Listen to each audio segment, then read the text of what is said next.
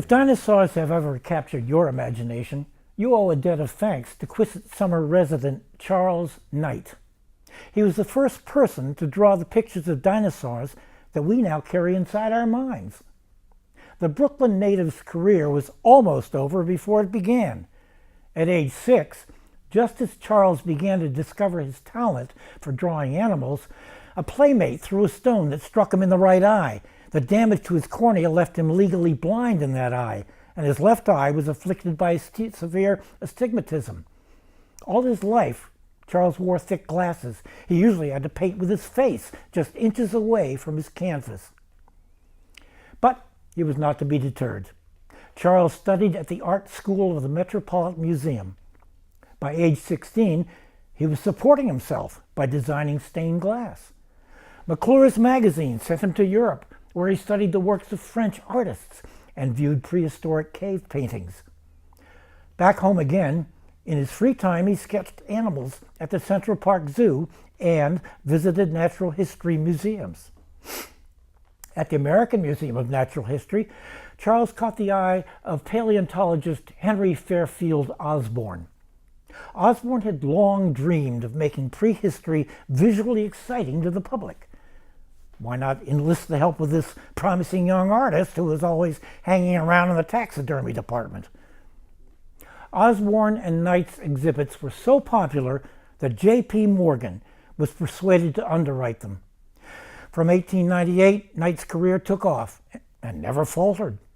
His works would eventually appear in natural history museums in New York, Los Angeles, and Chicago. Virtually every book on dinosaurs published between 1900 and 1960 included his artwork.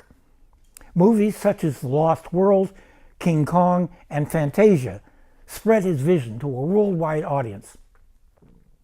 Knight succeeded in part because of his devotion to scientific accuracy. His dinosaurs' forms were based on fossil evidence and on inferences drawn from the anatomy of living animals. Recent scholarship has disproven some of his dinosaurs' features, but many of his portrayals are still valid. The other key to his success lies in his sympathy for his subjects. He imagined how a dinosaur would feel in a given situation, and then used that feeling to create a dramatic, unforgettable image. His granddaughter Rhoda recalled a trip to the museum where he showed her a baby mammoth preserved in a freezer. Knight lingered over the body, noting its small trunk and tiny toenails. To him, the mammoth was as real and as lovable as the family's fox terrier.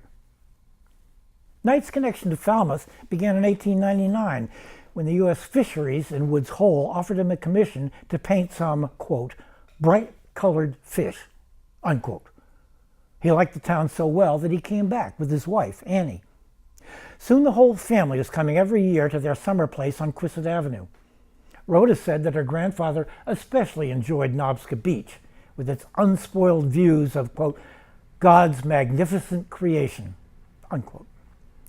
Knight was invited to speak at the Marine Biological Laboratory. The scientists there knew his work and respected it. Charles Knight died in Manhattan in 1953. Among his last words were, "Don't let anything happen to my drawings." He shouldn't have worried.